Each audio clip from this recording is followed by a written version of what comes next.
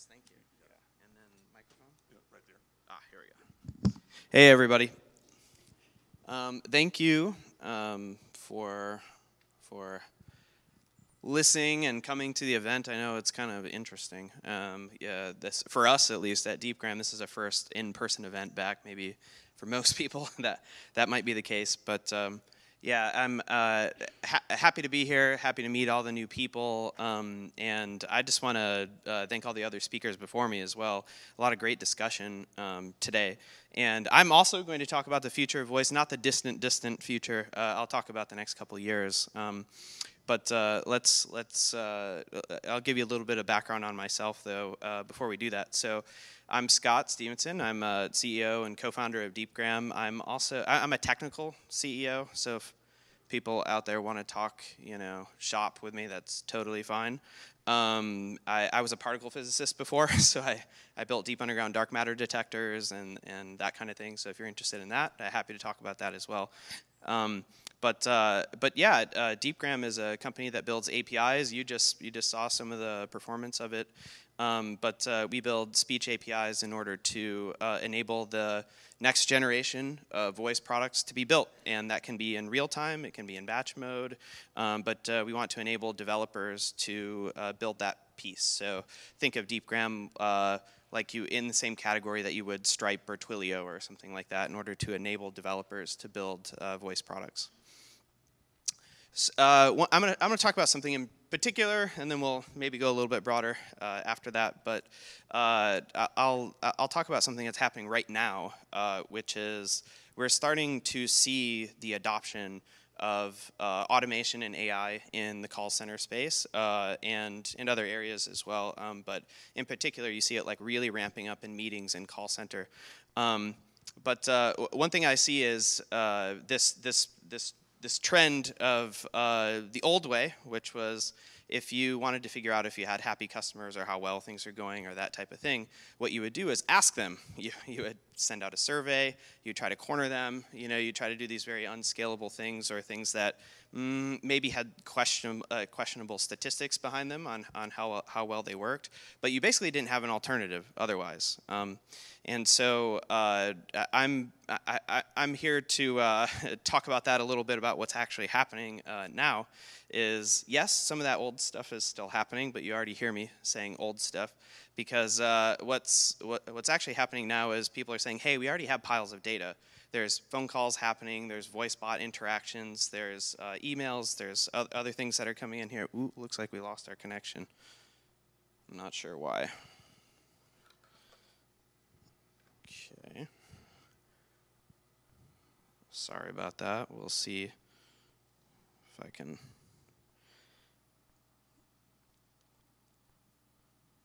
I don't think I hit anything, but let's see.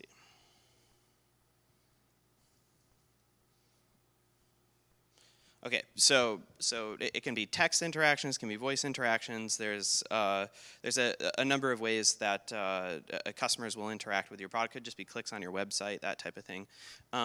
But if you have to ask for the survey, if you have to send a text afterward, that type of thing, then you're going to get a very biased response. People that hate you or love you. What about the in-between? What about what they were thinking in the moment? That type of thing. And so I'm saying, hey, that was the old way. The new way is if you want to figure out what's going on, doing product development with your customers, see how all that goes. Stop asking them and just start listening to them. So what do I mean by that? I mean just take the data as it sits and be able to analyze it at scale to figure out what's going on. And so this could be a retail space where you have microphones and people are talking about certain clothes that they want to try on. Hey, I hate this, that looks great, etc., that type of thing. Just listen to them in situ. If it's a call center, somebody calling in saying, I hate this, I like this, etc., like right in situ in the data, looking inside. And that's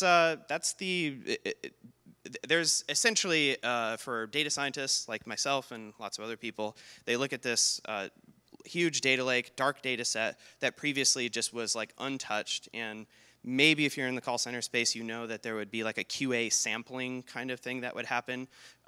Maybe 1% of calls would be listened to by a team of like 10 people, where each person would listen to like 10 calls a day or something like that. And they would try to randomly sample and see what they could get out of it. But it's a really, really small percentage. And you know, it had marginal success, had some success, but marginal.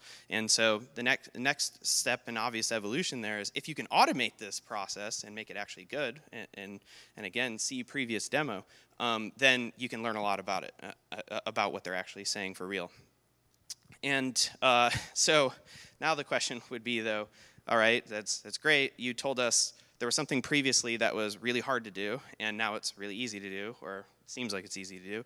How does that all work? It seems hard. Well, it is hard. Audio is a really hard problem, and I'm just going to describe that a little bit to you. So take 5 seconds and look at this image, and I won't say anything.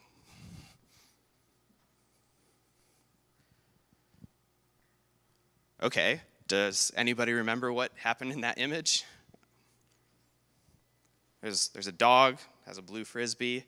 There's a girl probably 50 feet in the background with like a bodyboard. There's another bodyboard, and I don't know why I keep going out here, but from the image perspective, you can glean a lot of information from a very small amount of time.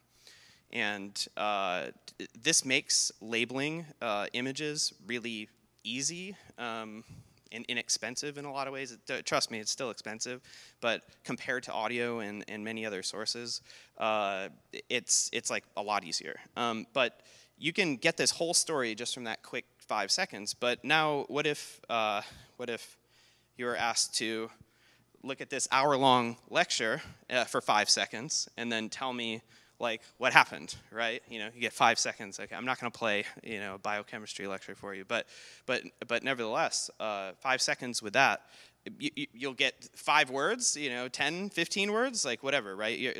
There isn't much you can do, right? And so hopefully that illustrates a little bit about audio that's happening. It's real time. It's very hard for a person to parallel process. You can recognize that when you're in cocktail party problem, which we'll all have later today when we're all sitting around trying to talk to each other, many conversations going on, et cetera. You can only really track 1, maybe 1.5, you know, that kind of thing.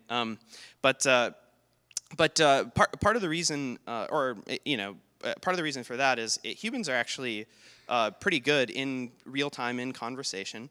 They can understand what other humans are doing, but we have specialized hardware for it. You know, we have our brain that in ears and everything that is tuned just for listening to other humans talk, and computers don't.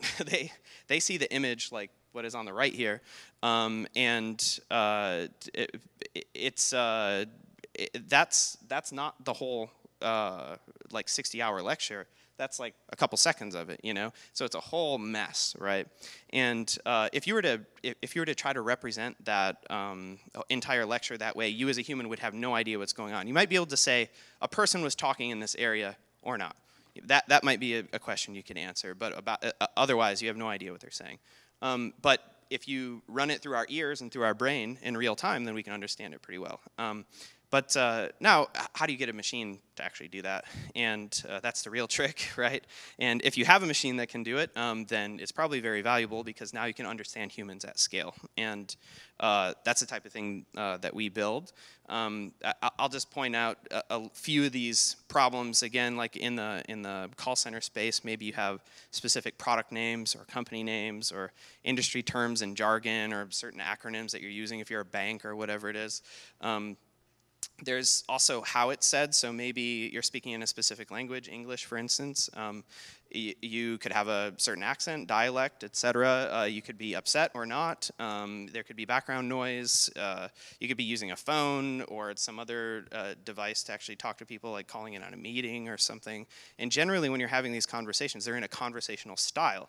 It's a fast type of speaking, like I'm doing right now. Sorry about that. But nevertheless, it's very conversational. You're not trying to purposefully slow down and enunciate so that the machine can understand you, and so that's a challenge you have to deal with. And then audio, actually, a lot of people might think of audio as not that big of like a file, but it's about the third the size of video. So there's a lot of information packed in audio in order to make it sound good enough for you to understand. And there's different encoding and different compression techniques, and so there could be several channels, like one person talking on one, like an agent, and then like the customer that's calling in, so multiple channels. And so anyway, audio is very varied. It's very difficult, but the way that you have to handle this, and I'll talk technically just for a second here, but is you need a lot of data that is labeled, but it's not just a lot of it. Like the hour count matters, but it doesn't matter as much as you might think, but it definitely matters. You need a lot in different areas, so young, old, male, female, low noise, high noise, in the car, not, upset, not upset, very happy, etc. And you need this in multiple languages, multiple accents, etc. And you need that all labeled as like a data plus truth pair, essentially. So here's the audio, and here's the transcript that goes with that audio, and then the machine can learn by example. And you can kind of see that if you can read it here. Audio comes in labeled, and that's converted into training data, and then that makes a trained model, which you use like convolutional neural networks, dense layers, or recurrent neural networks, or attention layers, or that type of thing. It's just kind of, I think of it like a periodic table of chemical elements, but instead it's just for deep learning. You have these different things that care about spatial or temporal or that type of thing.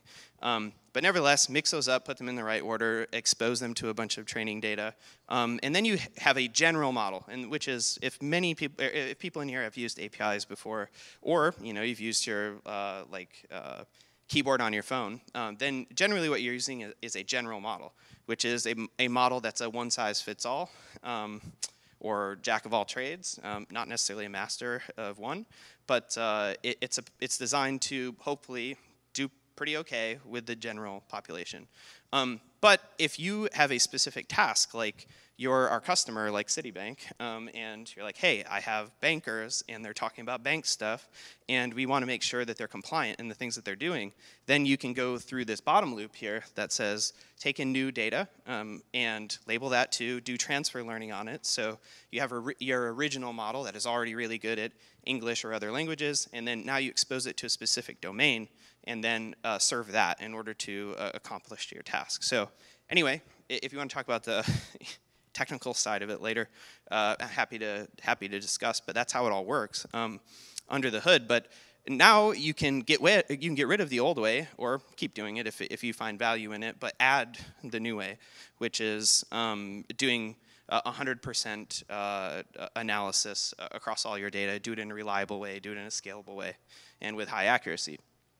And so I think you guys, Cyrano's one of our customers. You just saw the demo.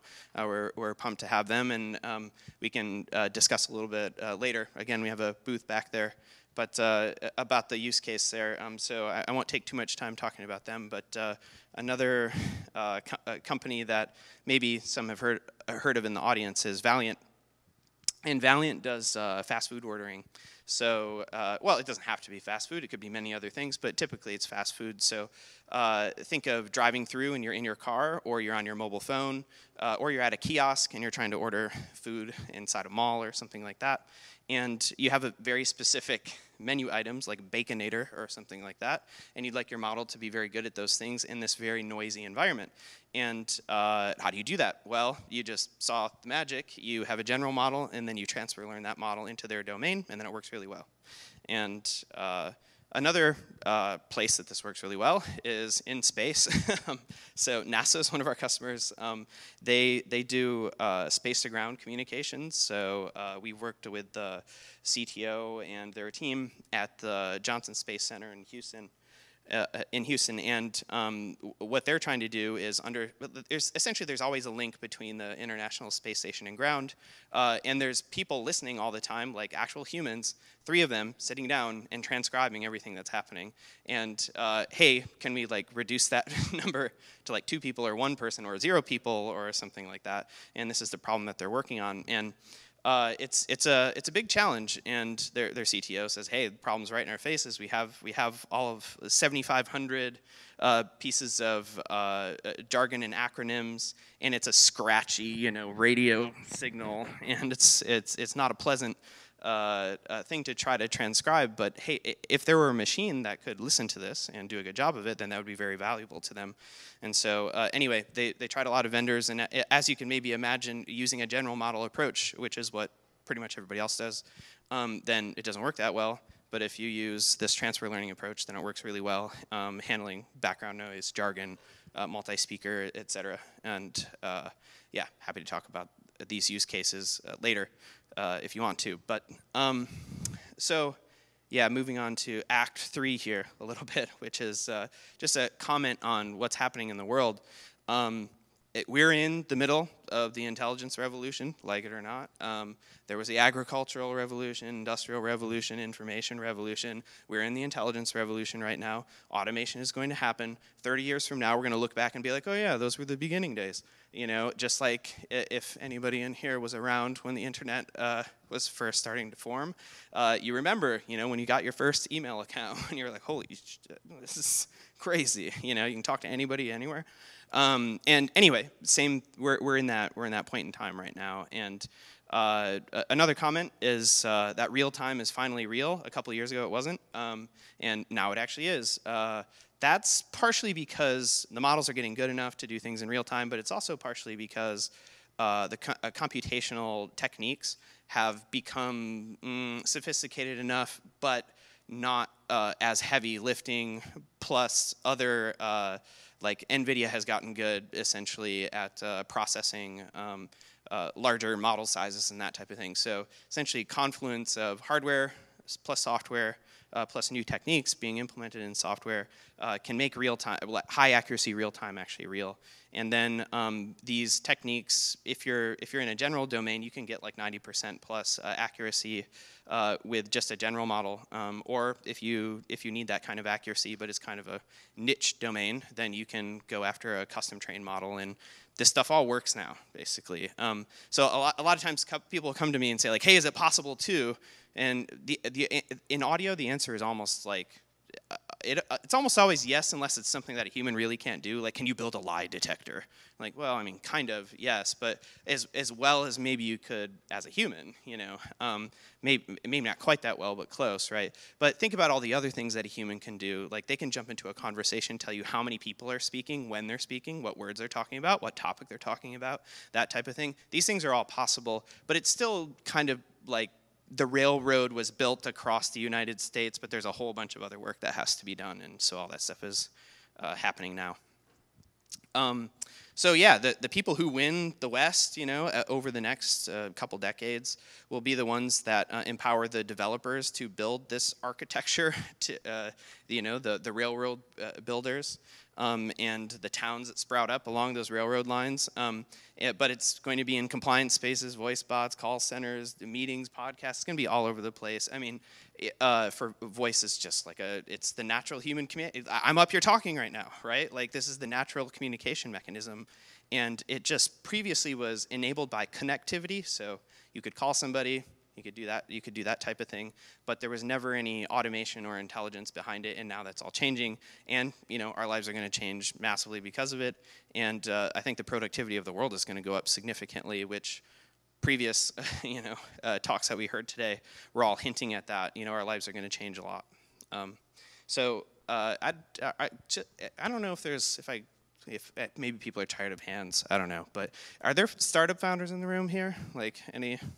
Okay, cool. So if you're into voice and you're a startup founder, you might want to know about this. So DeepGram has a startup program that we give away $10 million in speech recognition credit. And what you can do is apply, get up to $100,000 for your startup. And the reason we do this is to help push forward the new products being built. I don't know if people are quite aware of what happened with AWS, GCP, Azure, et cetera, over the last 10, 15 years, but they gave away a lot of credit, and a lot of tech companies benefited as they grew their company on that initial credit. And of course, for DeepGram, the goal here is if you grow a whole bunch and become awesome, then great, you're a customer of DeepGram, and we're happy to help you. And another one. So tomorrow evening, we have, how far away is it? A mile, but we have buses? We have party buses. Okay, so tomorrow evening, we're going to have a private screening of Dune. So if you haven't seen Dune yet, now's an opportunity to do it at a place called Suds and Cinema, which is a pretty dope theater, and we could all watch Dune together if you want to come hang out and do that. We also have a booth, and we have a special, a new member of our DeepGram team. We call him our VP of Intrigue. If you want to come meet him, come talk to us at the booth. I won't say any more. But thank you, everybody, for listening to the talk, and I appreciate everybody coming out to hear it.